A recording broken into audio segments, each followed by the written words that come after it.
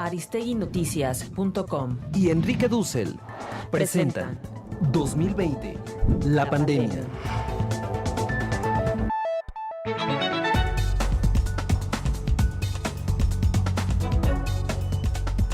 Muy buenas tardes, tengan todos ustedes quienes nos acompañan en 2020, la pandemia. Mi nombre es Marcos Martínez Chacón y tenemos el privilegio, el gusto de contar nuevamente con la presencia de don Enrique Dussel. Él es un académico, un teólogo, un filósofo, historiador. Bueno, por eso mismo es un placer tener esta emisión especial del 2020, la pandemia, una serie de programas que hemos organizado y que hemos producido precisamente para servirle a la audiencia y para servirle a usted que nos sigue, y que le invito a que en ese enlace que usted ve en Facebook, que ve en Twitter, nos sigan en el sitio www.aristeguinoticias.com. y esta conversación hoy tratará del virus y el sistema alimentario, y para ello el doctor Dussel encabezará esta charla con Silvia Ribeiro. Ella es directora para América Latina del Grupo de Acción sobre Erosión, Tecnología y Concentración, etc. Pues lo saludo, don Enrique, nuevamente, como todas las semanas, con un gusto inmenso y mi admiración. Don Enrique Dussel, ¿cómo está? Muy bien. Buenos días, o ya buenas tardes. Esperamos dar un paso más en esta reflexión sobre el tema del virus. En relación a los que ya hemos dado, se va transformando en una especie de rosario de temas que tienen coherencia. Así es. Un tema esencial, y pues a Silvia Ribeiro también la saludo con muchísimo gusto. Silvia Ribeiro, bienvenida a esta emisión de don Enrique Dussel, y que pues es un privilegio para nosotros contar con ambos. ¿Cómo está? Buenas tardes a todos y bueno, muchísimas gracias por esta invitación. Para mí también es un privilegio estar aquí con ustedes y con su audiencia y con este programa que ha sido tan interesante, ¿no? Un gran gusto, pues, atestiguar esta conversación. Dejaré que fluya porque el doctor Dussel tiene unas preguntas preparadas y ahondará en ese tema que ya vimos también. Han surgido entrevistas que la gente la está consultando a usted, doña Silvia Ribeiro, del tema alimentario. Y pues, don Enrique, adelante, y estaremos aquí en la emisión. En algún momento haremos un corte si nos da el tiempo, si no, la conversación puede fluir libremente. Adelante, don Enrique. Bueno, muy bien. Hoy vamos a dar entonces un paso más en el tratamiento de este tema que es tan amplio y tan actual. El virus y el sistema alimentario. Hemos hablado del sistema de la salud, por ejemplo. Este es otro sistema y van a ver ustedes a qué punto ligados. La tesis inicial fue de que el primer principio ético es la afirmación de la vida. Y por desgracia, en la mayoría de las actividades de nuestra sociedad, se afirma como principio rector el aumento de la tasa de ganancia. Es decir, se invierte el dinero para tener un porcentaje de ganancia, y si lo logro, pues esto es racional y eficaz. Si perdiera dinero es irracional. El tema de la vida es irrelevante y no se considera, queda en un segundo plano.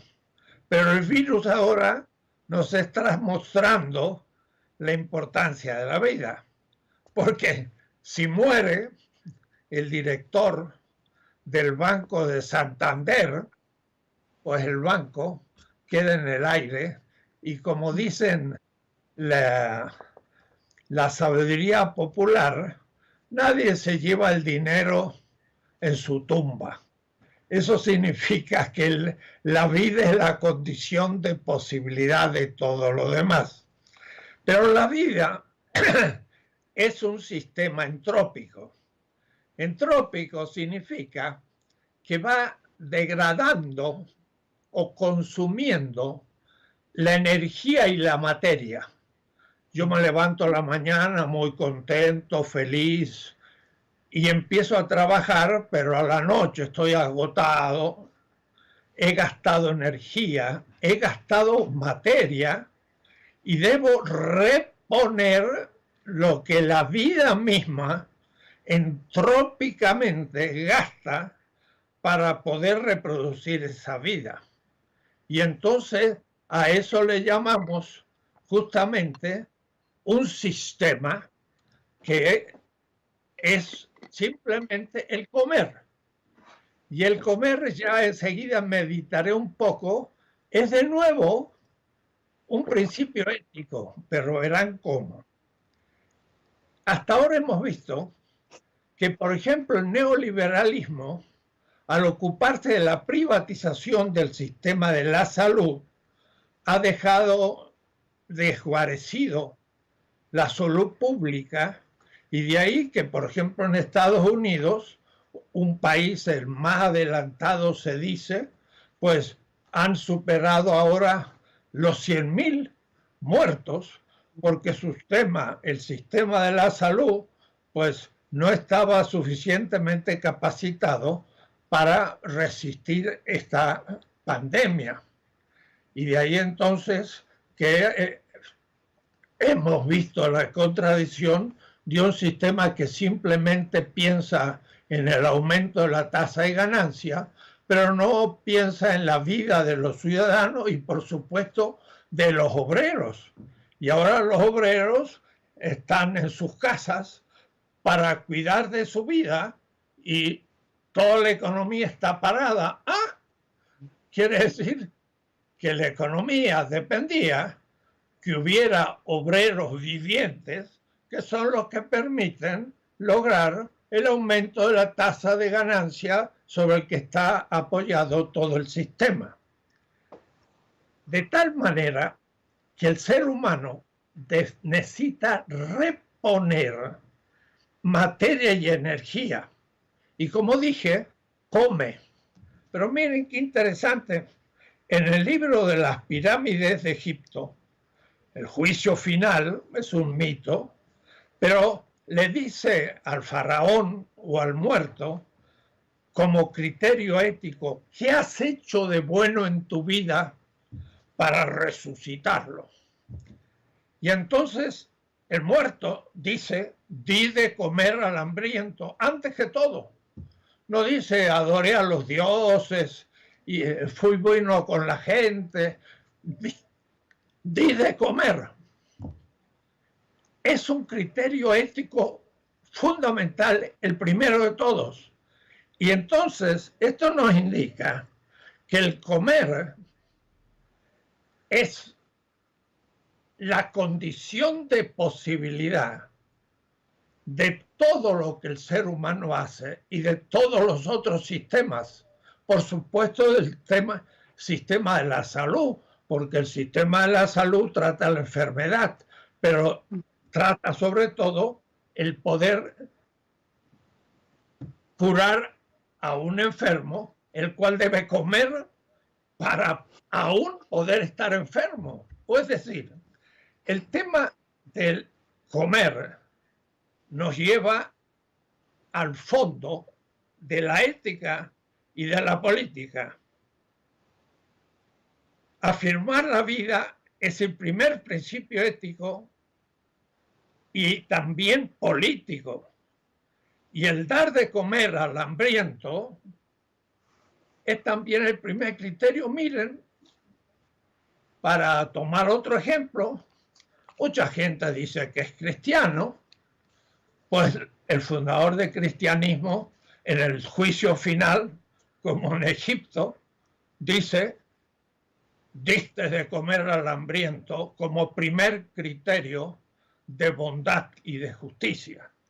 Entonces, hoy me gustaría que con un especialista sobre el tema veamos la relación entre el sistema alimentario y el sistema de la salud. Y no vaya a ser que el sistema alimentario sea la condición de posibilidad de la producción, no solo de alimentos, sino también de bacterias y virus que cada vez son más desarrollados y se vuelven más peligrosos. Ujú. Silvia nos va a dar justamente las razones de esto. Quiere decir, miren qué interesante, al comer yo, como un alimento que a su vez, al comerlo, me transfiere ciertas condiciones que exigen que anticuerpos reaccionen, pero esos alimentos a su vez producen, transmutando su propia patología o virus, cada vez más evolucionados y vuelven a atacar al ser humano en un grado mayor. Y esto nos muestra que no tenemos simplemente una pandemia pasajera. Lo que presagia son muchas y próximas pandemias con virus cada vez más potentes que estamos produciendo los mismos seres humanos por un sistema alimentario, el mismo, patológico, es decir, enfermo. Silvia, explícanos un poco esto. Bueno, muchas gracias. Yo creo que sí, que evidentemente, como usted bien explicó, hay una relación directa entre el sistema alimentario, los sistemas alimentarios y la salud, pero también porque son, como decir, la base misma de la sobrevivencia, ¿no? Entonces, claro, justamente porque nosotros no podemos vivir sin comer, es que hace más o menos unos, bueno, dependiendo del sector, pero entre 30 a 50 años, las corporaciones transnacionales se dedicaron a hacer, digamos, realmente avanzar sobre el control del sistema alimentario. Esto es un periodo muy corto en la historia de la humanidad, en la historia del planeta y en la historia de la agricultura, que tiene 10.000 años. Entonces nosotros estamos hablando de 30, 50 años en el que la agricultura se transforma en un problema, en vez de ser, digamos, la agricultura industrial. No estoy hablando de la agricultura ni de los alimentos en general, estoy hablando de la agricultura industrial, que es la toma de las corporaciones transnacionales del sistema. Y en este caso, en la pandemia que estamos viviendo actualmente, todo esto se manifiesta especialmente porque los virus y las bacterias tienen sobre todo lo que le llama la Organización Mundial de la Salud origen zoonótico, es decir, provienen de animales. Y aunque en este caso del COVID se habla de que proviene de un murciélago, es una de las teorías que hay, que seguramente se cruzó con otro animal silvestre y luego pasa a los hombres, o sea, se cruza el virus, no los animales, entre diferentes especies. En realidad, de todas las nuevas enfermedades emergentes que la OMS tiene detectada como problemas graves, infecciosas, el 75% proviene de animales y de eso la mayoría de animales de cría en confinamiento, o sea, animales de cría industrial, como grandes criaderos de pollos, grandes criaderos de cerdos. Nosotros en México tenemos el ejemplo de la gripe porcina, que origina en México, la gripe aviar, que origina en Asia.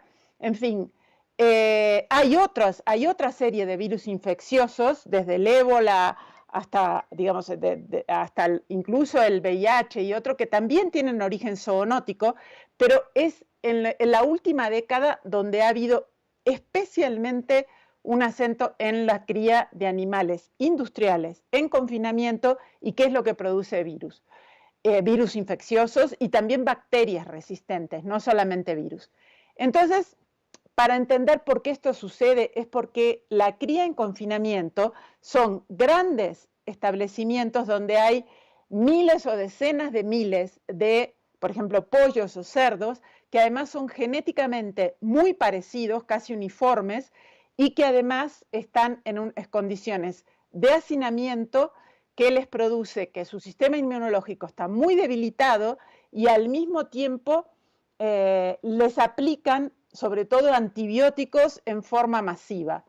De hecho, la Organización Mundial de la Salud también ha denunciado en 2017, hizo un llamado a la industria porcícola, avícola, piscícola y ganadera de bovina que dejaran de utilizar antibióticos porque hasta el 80%, fíjense esta cifra, el 80% de los antibióticos que se usan en el mundo se usan en la industria pecuaria industrial, ¿no? en la cría industrial de animales.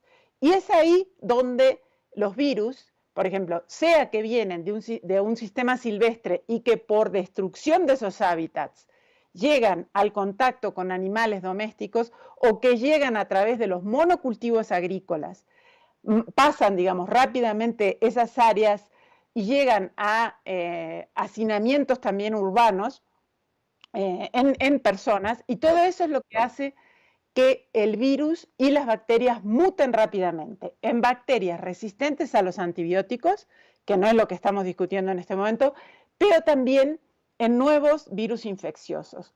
Y eso, por ejemplo, es lo que podría estar sucediendo en este momento, es lo que sucedió con la gripe porcina, con la gripe aviar, y en este momento no hay nada que nos diga de que no está ya gestándose otra pandemia. Por ejemplo, en este momento en China y en la misma provincia de Hubei, donde se supone que sale el virus del COVID, ahora el virus del SARS-CoV-2, en este mismo momento tienen un problema gravísimo con algo que se llama peste porcina africana, que ha diezmado casi la mitad de la población de cerdos en China. Esto, por ejemplo, podría mutar, no lo ha hecho en este momento, podría mutar y transformarse en otro virus infeccioso. Entonces, todo esto nos hace ver de que nosotros tenemos que tener una mirada sumamente crítica a estos lugares que son realmente verdaderas fábricas de bacterias resistentes a los antibióticos y de virus que pueden producir nuevas enfermedades, que es la cría industrial de animales. Yo quisiera agregar además un punto, porque cuando nosotros vemos esto, no se puede considerar la cría industrial de animales separada de la agricultura industrial en general.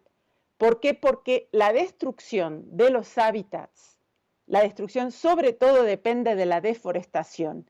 Y la deforestación, según la FAO, hasta el 80% se debe a la expansión de la frontera agrícola, o sea, a la plantación de enormes monocultivos, sea de cultivos o de árboles como la palma aceitera y otros, que es lo que destruye los hábitats. Entonces, sea por la expansión de la frontera agrícola, sea por la cría pecuaria, todo eso está relacionado. Un último dato como para que vean, digamos, la complejidad del escenario, es que la mayor parte, hasta el 75% de la tierra agrícola en el planeta se usa para producir forrajes o pasturas para cría intensiva, industrial de animales. Y todo eso además no es lo que necesitamos para alimentarnos, ¿verdad? Porque, por ejemplo, la cría industrial de animales hace que en el caso, vamos a poner de un cerdo, solamente una pequeña parte de la energía que se usa para alimentar ese cerdo o esa vaca llega realmente a transformarse en energía alimentaria. La mayoría se pierde en el procesamiento o en lo que significa la cría de este animal, ¿no? Entonces, bueno, voy a dejar aquí para después podemos extender otros aspectos relacionados del sistema alimentario con la salud que creo que es importante desarrollar, pero como para poner, digamos, una primera base de por qué la cría industrial de animales y la agricultura industrial son verdaderas fábricas de virus infecciosos y nosotros no podemos pensar en salir de la pandemia realmente y de las próximas pandemias solamente en un enfoque de emergencia. Tenemos que ir a las causas y el sistema alimentario agroindustrial está completamente ligado a esas causas.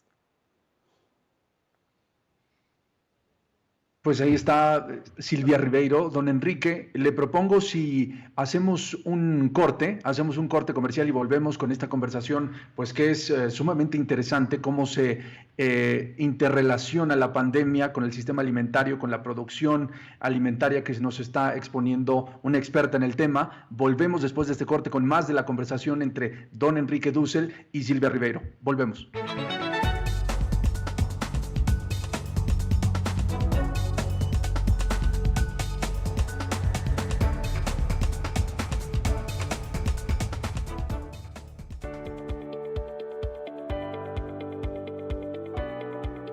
El Instituto Nacional de Psiquiatría de la Secretaría de Salud recomienda técnicas de respiración. En un lugar tranquilo y callado, busca un asiento cómodo. Cierra los ojos. Coloca tus manos en tu abdomen justo abajo de las costillas. Inhala por la nariz. Siente tu abdomen expandirse. Exhala por la boca con los labios como dando un beso. Siente tu abdomen volver a la normalidad. El control de la respiración es uno de los medios más eficaces de intervención a nivel mental y corporal.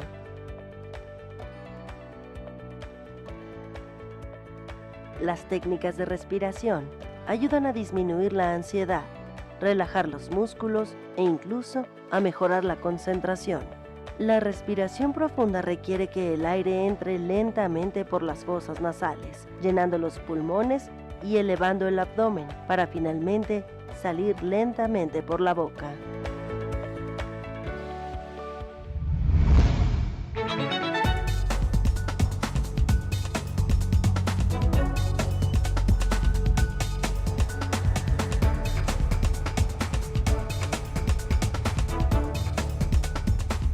Pues ya estamos de regreso en esta emisión de 2020, la pandemia. Es un gusto estar escuchando esta conversación exquisita porque pues un pensador de la talla de don Enrique Dussel con una experta como Silvia Ribeiro, ella es directora para América Latina del Grupo de Acción sobre Erosión, Tecnología y Concentración, y nos están hablando de la interrelación entre la pandemia y la producción masiva de alimentos, estas granjas que hemos visto todos en documentales, en reportajes, de cómo se abusa de esta producción. Don Enrique, este es un tema que usted, recordemos, tocó desde los primeros programas que se produjeron aquí en 2020, la pandemia, con usted, de el consumismo y cómo encaja en esta pandemia, la cultura del consumismo y el replanteamiento que surge de este virus y este brote epidémico. Don Enrique, le cedo la palabra y usted, pues, adelante con las preguntas que sé que tiene ya en mente para la experta Silvia Ribeiro.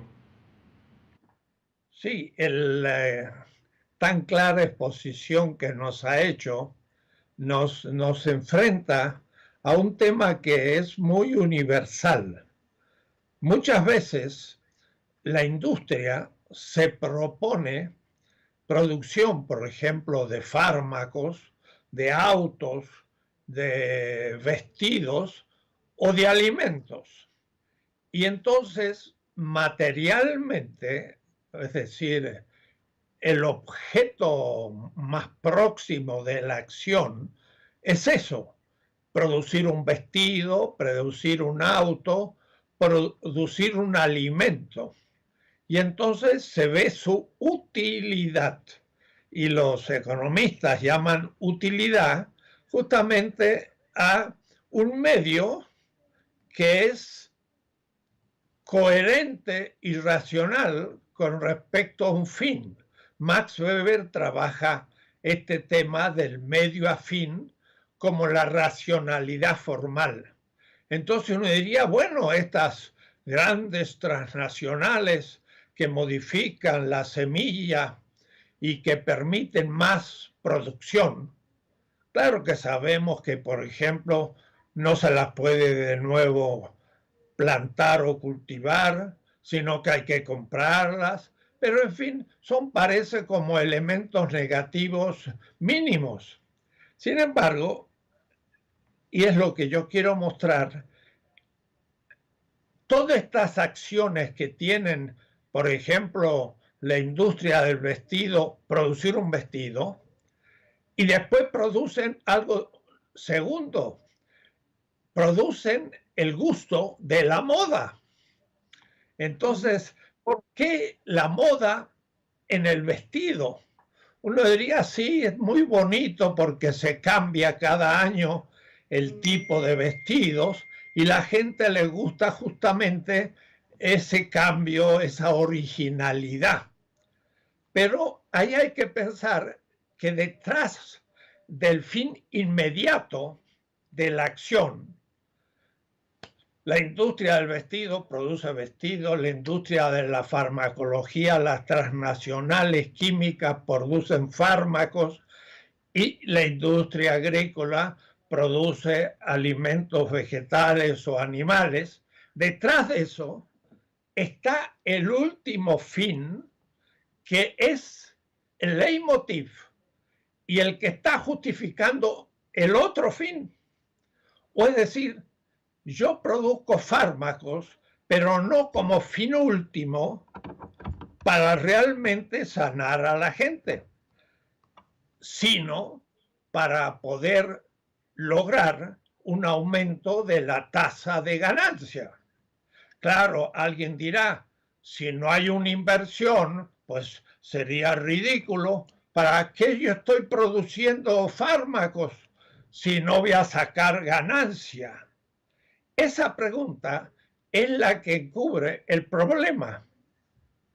¿Cómo que no hace nada si usted produce un fármaco para luchar contra la enfermedad y lograr la vida? Usted ha logrado la finalidad última. No. La finalidad última es el aumento de la tasa de ganancia. Entonces, toda esta maquinaria del sistema alimentario que se propone reproducir la vida produciendo a su vez alimentos para reemplazar la energía y la materia consumida por la misma vida en su proceso metabólico, no es la finalidad de la industria alimentaria. Es el negocio, es el aumento de la tasa de ganancia. Eso es lo que mira un filósofo y un ético. Y también, por último, un político, porque lo que le interesa es que la gente viva y viva mejor y no que simplemente algunos logren mayor ganancia. Entonces, la paradoja está en que el modo de organizar la producción alimentaria no es realmente producir alimento. Sí, en primer término, pero en último término es lograr aumento de la tasa de ganancia. Si yo logro ese aumento de la tasa de ganancia en una industria armamentista, produciendo tanques para un ejército, y en vez de ganar el 15% anual de producir puercos, gano el 18% produciendo armas, pues me conviene más, es más racional formalmente para un sistema el invertir en las armas. Pero las armas matan. Y el puerco que estoy produciendo, en principio, alimenta, pero en el fondo logra ganancia. Y entonces aquí el problema, la industria alimentaria está atrapada en un sistema económico que desvirtúa la finalidad de la agricultura, dar de comer en primero y último término, sino que la agricultura da que comer en primer término, pero está supeditada a su fin último, la ganancia. Y entonces, para sacar ganancia, me conviene producir en grandes extensiones, me conviene destruir las selvas, me conviene, si se enferman, porque los tengo a los animales todos apilados, como usted bien indica, están ellos mismos como ahora nosotros, pues en conjunto sin poder hacer una vida normal, lo hacemos. Y entonces llegamos a la contradicción. Producimos alimentos para enfermar a la gente. Y como usted bien indicó, y aún la minoría del alimento termina realmente alimentando. La pregunta es, ¿qué vamos a hacer en el futuro viendo esta desvirtuación de la industria del alimento? Hay algunos que dicen, tenemos que sacarla del ciclo, del campo, de la economía, porque el alimento se transforma en mi cuerpo.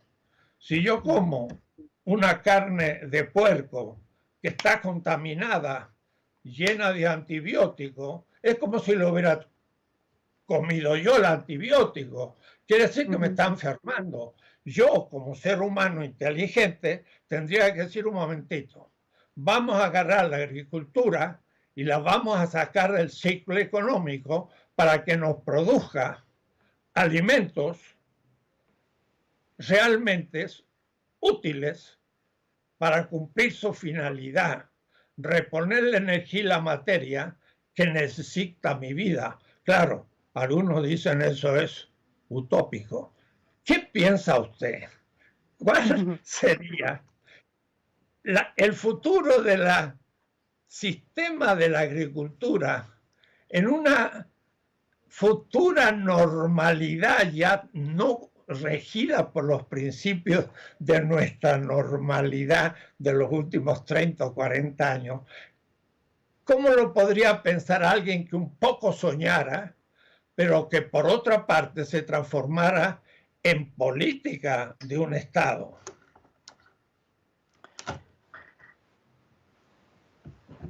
Ya. Yo voy a tomar unos minutos nada más para enfatizar algunas cosas que usted ya dijo, pero que son extraordinariamente importantes. Y es un tema fundamental, que es que la agricultura industrial, la que está en manos de las empresas y corporaciones, es un tipo de agricultura que no tiene que ver con la alimentación, tiene que ver con la ganancia. Eso es fundamental. Para poder hacerlo, para poder llevar esto adelante, han externalizado una serie de costos, o sea, que no se tienen en cuenta, y uno de ellos es el costo de la salud, por ejemplo, ¿no? Entonces nosotros en el grupo ETC, que venimos siguiendo la concentración corporativa y los desarrollos en alimentación y agricultura desde hace 40 años en la organización, hemos visto de que tenemos un trabajo, digamos, que se llama ¿Quién nos alimentará?, que lo pueden bajar de nuestro sitio. En ese trabajo que nosotros hemos hecho juntando una gran cantidad de fuentes, la mayoría de Naciones Unidas, hicimos un cálculo general en donde vemos que por cada peso que nosotros pagamos en alimentos ultraprocesados y alimentos industrializados, del tipo que sean, incluso carnes o otros alimentos industrializados, por cada peso que nosotros pagamos en eso, hay que pagar 2 pesos más en gastos de salud y en daños al ambiente. Esto es muchísimo, ¿eh? O sea, esto es una cantidad enorme. O sea que esta industria, la industria alimentaria y la industria agroalimentaria, incluso la pecuaria, por primera vez supera por ejemplo, al mercado petrolero en el mundo, que era el más grande, digamos, en volumen, lo supera desde hace 10 años, no solamente porque empieza a invadir cada vez más sectores de la alimentación, sino también porque se dan cuenta las transnacionales que este era un sector que antes estaba muy descentralizado y de alguna manera lo sigue estando, ahora lo voy a explicar, y que ellos tenían que centralizarlo en grandes supermercados, en grandes almacenamientos y distribución, porque las empresas lo necesitan así, digamos, para poder controlarlo. Y todo eso entonces empieza a generar una cantidad de otros efectos, por ejemplo, sobre la salud.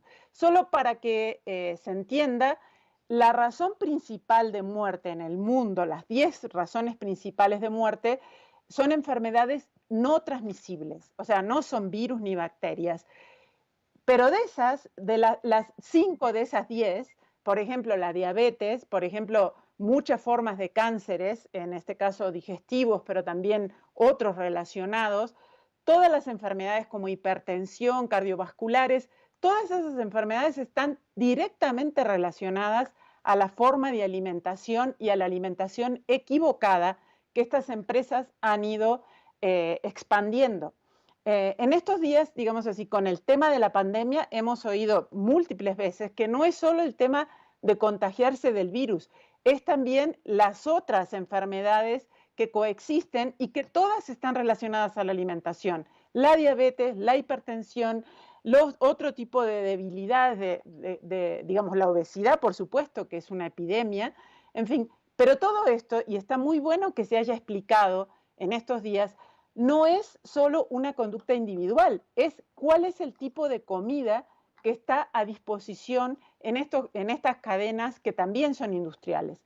Y todo esto entonces, digamos, este tipo de control de la cadena alimentaria tiene que ver con que las transnacionales han trabajado conscientemente para, por un lado, digamos, desplazar a la producción descentralizada y local, hacer, por ejemplo, que la gente pierda las semillas, eso es, digamos, desde los inicios de la cadena alimentaria, y al mismo tiempo hacerse, digamos, cada vez con superficies de venta cada vez más grandes, que es un proceso, por ejemplo, Walmart es una empresa bastante nueva que en este momento es la mayor empleadora en toda América del Norte, ¿no?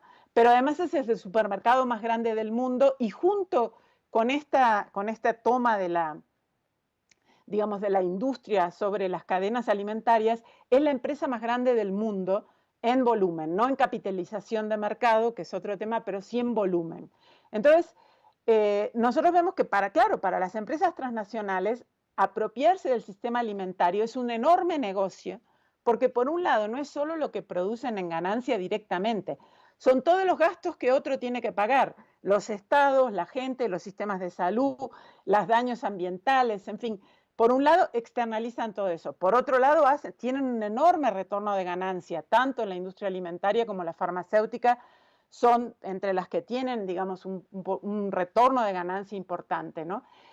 Pero además también, digamos, producen dependencia con todos estos ultraprocesados, con la comida que no es comida, que es de lo que está lleno en muchos casos los supermercados y sobre todo, lamentablemente, muchas de las pequeñas tiendas, que es lo que empiezan a vender y que de esa manera generan diabetes, obesidad, todo eso. Entonces, no te estoy contestando en este momento, digamos, las alternativas, pero sí las hay y no puedo dejar de nombrarlas porque es lo que nos va a dar, digamos, salir un poco de este panorama tan devastador.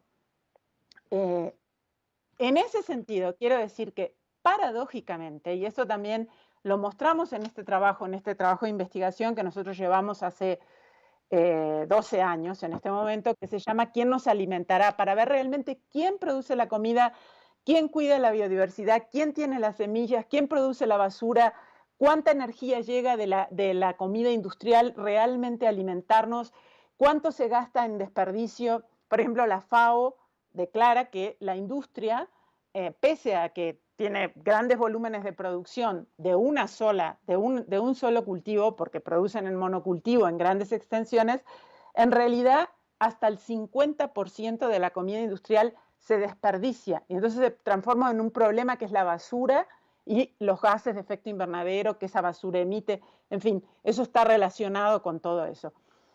Pero, por otra parte, la cadena industrial solamente alimenta en realidad el equivalente del 30% de la población mundial.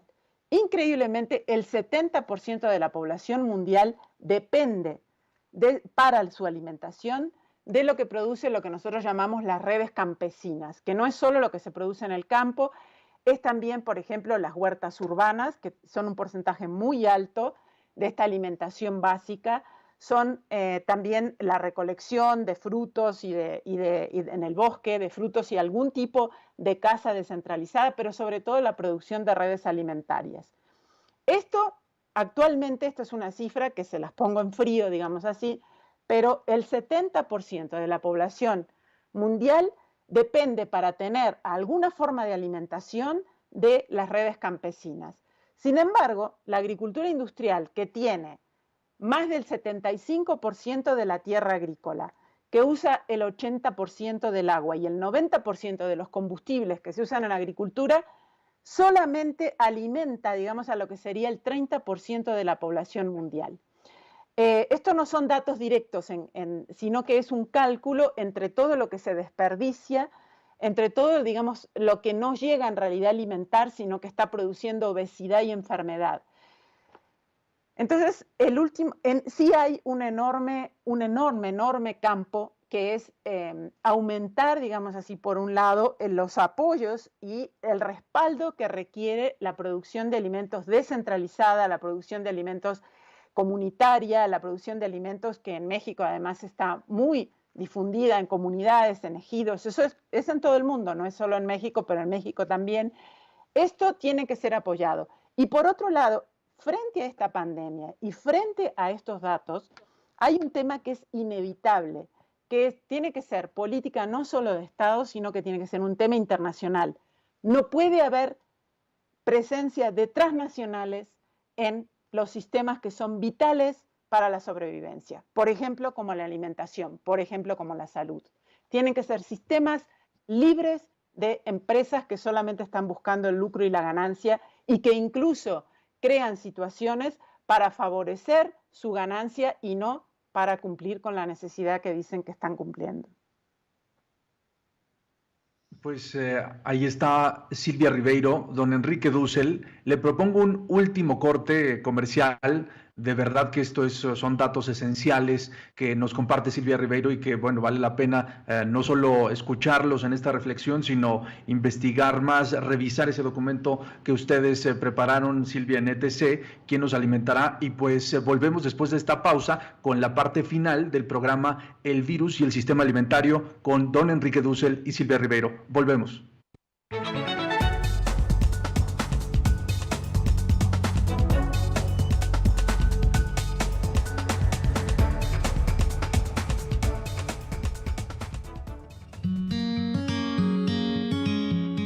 El Instituto Nacional de Psiquiatría de la Secretaría de Salud recomienda medidas de higiene de sueño que promueven una mejor calidad y cantidad de sueño. Algunas recomendaciones son disminuir el tiempo en cama, tener horarios regulares para acostarse y levantarse, evitar la cafeína, alcohol y nicotina, cenar ligero, hacer ejercicio por la mañana, no hacer siestas, usar la cama solamente para dormir, evitar dispositivos electrónicos media hora antes de dormir, tener un ambiente cómodo para dormir.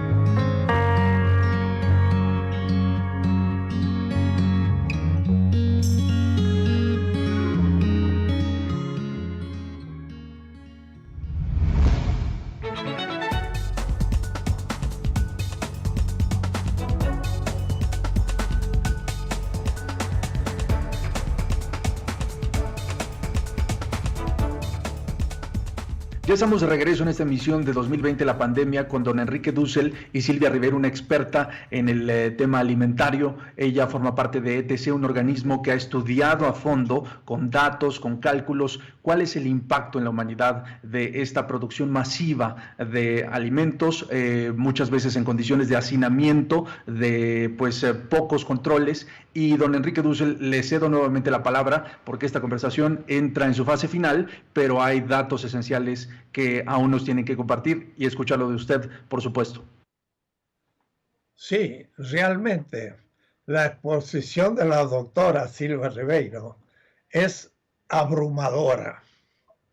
Pensar que 2 pesos se gasta en la industria alimentaria y hay que usar 2 pesos para arreglar los desastres que esa industria hace. Así que en términos de una economía global y racional, es resto cero. No ha habido ninguna realmente avance. Y sobre todo que esa gran producción agrícola hecha solo por transnacionales tienen como finalidad el aumento de la tasa de ganancia y no de la vida, alimenta al 30% de la humanidad, es nefasto. Ahora, lo podemos pensar en global, pero pensémoslo ahora con ejemplos concretos. Voy a ser un poco también brutal como el sistema en este caso. Todos toman Coca-Cola.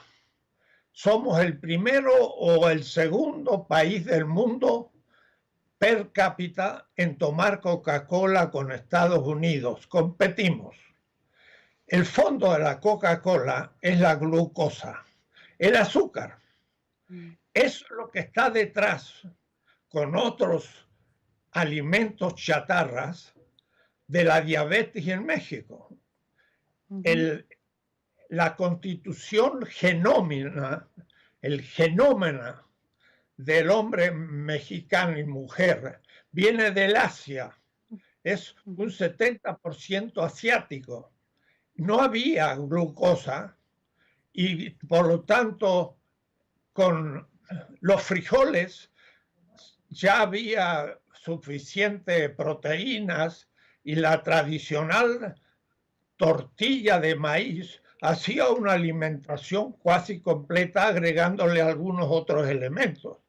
Si a eso ahora de pronto le cambiamos el ritmo, producimos seres que estaban muy delgados, no vemos en los dibujos aztecas, mayas, otomíes, hombres obesos o mujeres. Ahora la mayoría del pueblo es obeso, fruto de la mala alimentación chatarra.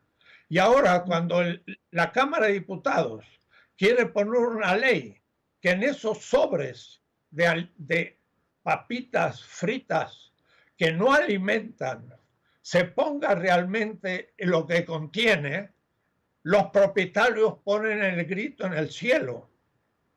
La verdad que lo que habría que hacer es suprimirlas, porque están enfermando al pueblo mexicano. Y entonces después hay que gastar el sistema de salud, hay que revertir toda una cantidad de gastos, como bien decía la doctora Silvia, en basura y en cantidad de elementos negativos, a la cual si le agregamos el tema de la moda, como yo indicaba, que mire cuál es el mecanismo. La moda hace que este año esté de moda un zapato puntudo. Y entonces yo, que tengo unos chatos, digo, no se puede usar el zapato, está viejo, pero está impecable, lo puedo usar 20 años, pero no está de moda. Entonces tiro el zapato que lo podría usar 20 años y lo he usado un año y está muy útil, pero lo declaro inútil y compro otro zapato. La moda es un mecanismo de destruir el valor de uso y hacerlo inútil porque ya no me lo puedo poner. Ese es un mecanismo, entre otros tantos, que usa el sistema. Quiere decir que la diabetes, la obesidad, hay que eliminarla por un sistema que no es el tradicional en México. Y además, perdón,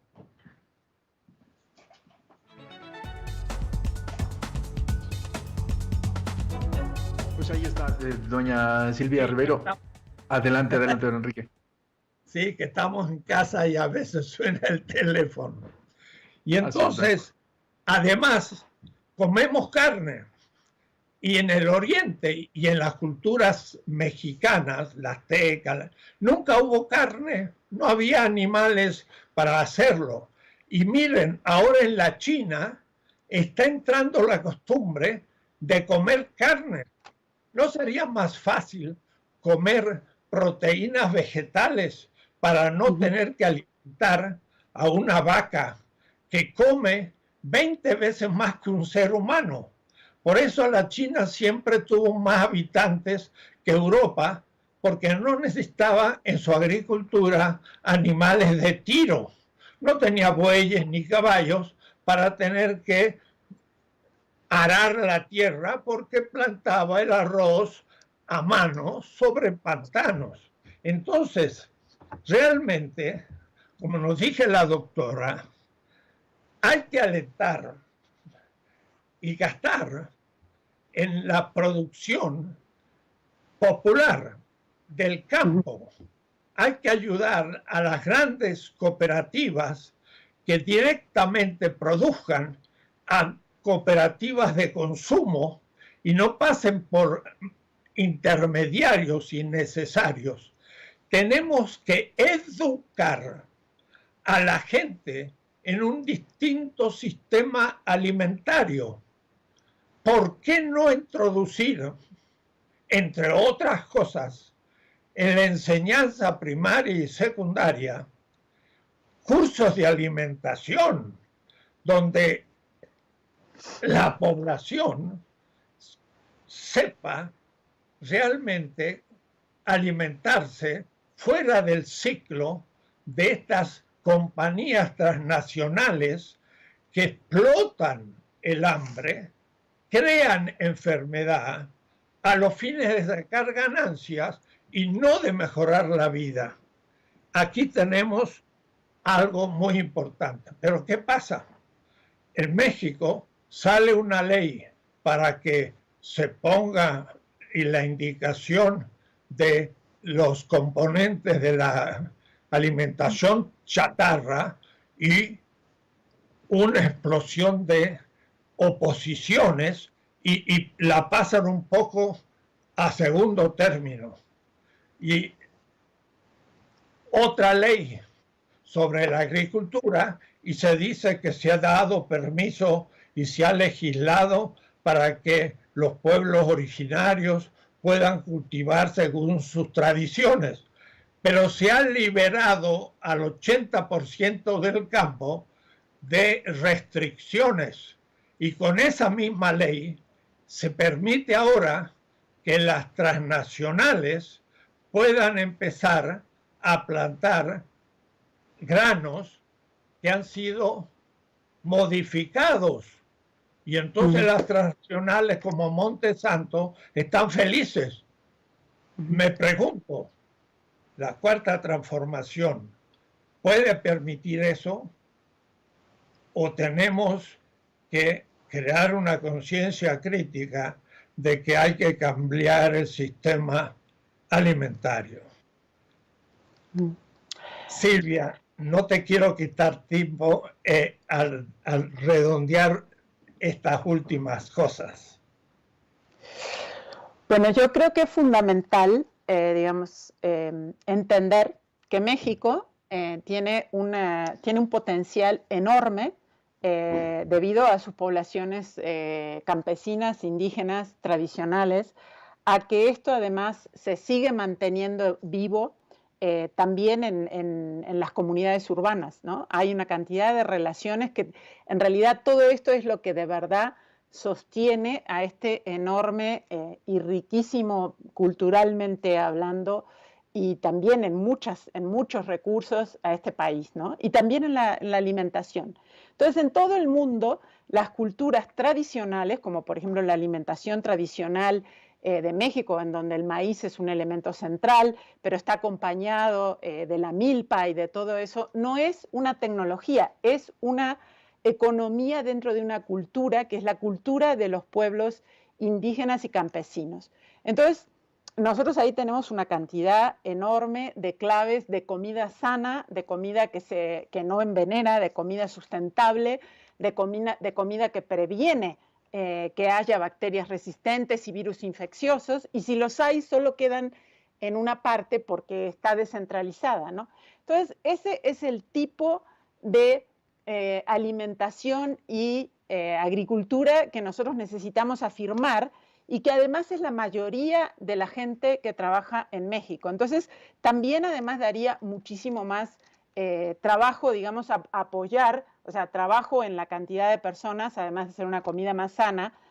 Pero esto, justamente, a raíz de esas dos leyes que usted nombró, una de ellas, con respecto al etiquetado, por supuesto, es absolutamente cínico, digamos, que la industria se oponga al etiquetado.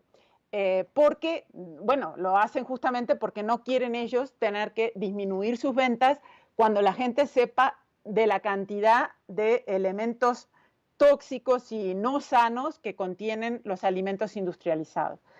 La otra, que es la ley que le llaman de fomento a la producción de maíz nativo, paradójicamente, tiene algunos elementos que hicieron que justamente la industria, el Consejo Nacional Agropecuario y la Asociación Mexicana de Semilleros, donde aunque se llama mexicana están Monsanto, Bayer, Syngenta, Corteva, que son las principales transnacionales de semillas y de transgénicos, al principio protestaban por esa ley, pero después salieron muy contentos con la versión final.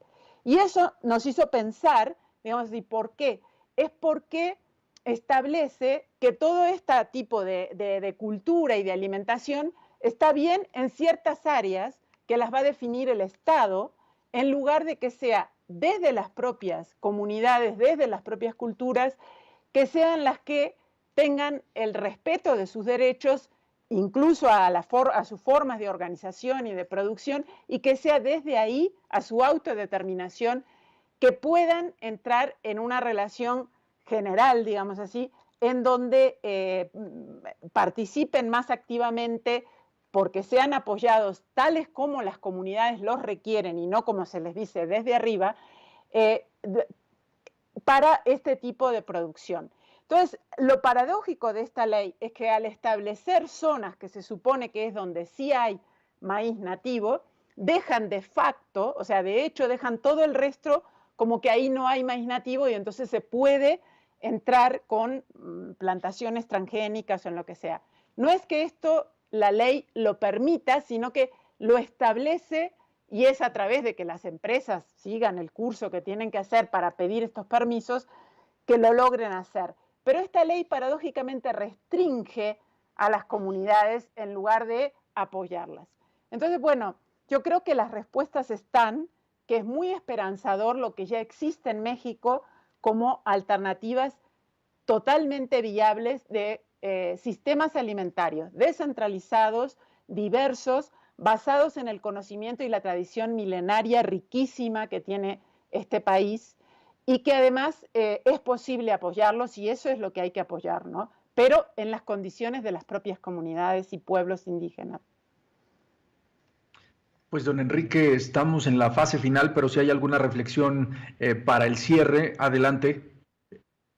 Sí, justamente como decía la doctora Silvia Ribeiro, uno se preocupa de que no se impida este tipo de cultivo de semillas modificadas genéticamente. Hay países en América Latina que simplemente se prohíbe y no veo por qué.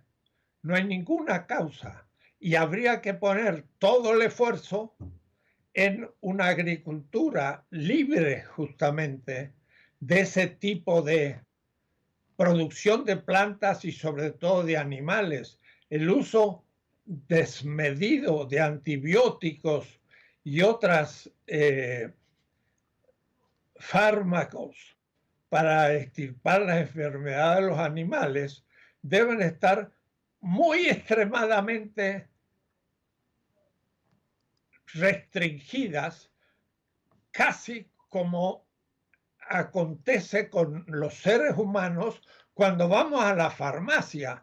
Tenemos que tener la receta de un médico para comprar un antibiótico, pero después comemos un pedazo de carne que tiene antibiótico. O es decir, ahí también tendría que haber un médico que permita inocular antibióticos si fuera necesario, pero esto debería prohibirse, porque entonces, si no, estamos de todas maneras enfermando a los seres humanos. Le toca al legislador, al político. Personalmente digo, le toca a la cuarta transformación darse cuenta que la ecología al nivel del sistema alimentario en México hoy es defectuoso y estamos colaborando a legalizarlo, lo cual no es posible y hay que ejercer una responsable autocrítica de esa política. Sé que toca intereses enormes, pero la ética es la ética. Y cuando hablamos de ética y política, la ética no es solo no robar, no es solo luchar contra la corrupción, es también no enfermar a un pueblo como lo está haciendo una agricultura que, sanando de enfermedad a los animales, entrega una carne que enferma al ser humano.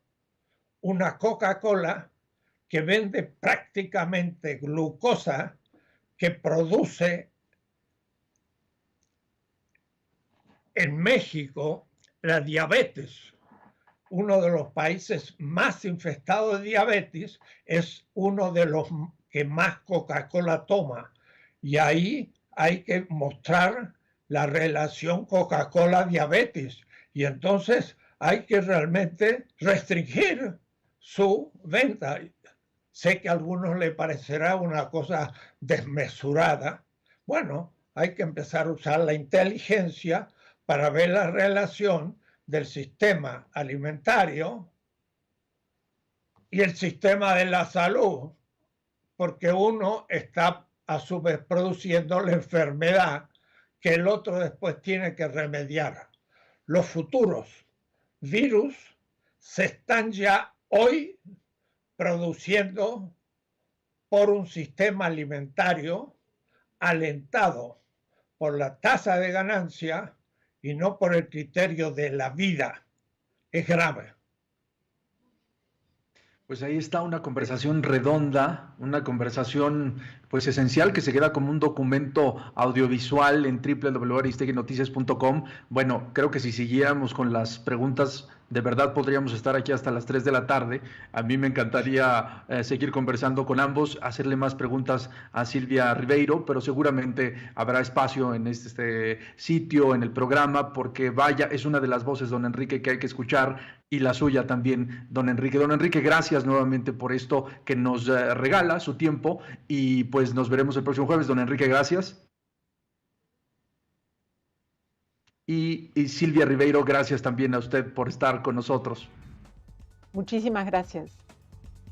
Gracias a ambos y pues a ustedes que nos siguieron en 2020, la pandemia, esta emisión especial que encabeza don Enrique Dussel. Les agradecemos que estén con nosotros, que nos sigan y que pues también comenten, porque hemos recibido una cantidad de comentarios, de halagos para don Enrique, y pues es un privilegio para nosotros contar con él. Gracias a quienes están con nosotros, a quienes nos siguieron, y nos vemos el próximo jueves con don Enrique Dussel en 2020, la pandemia. Aristeguinoticias.com y Enrique Dussel presentaron 2020, la pandemia.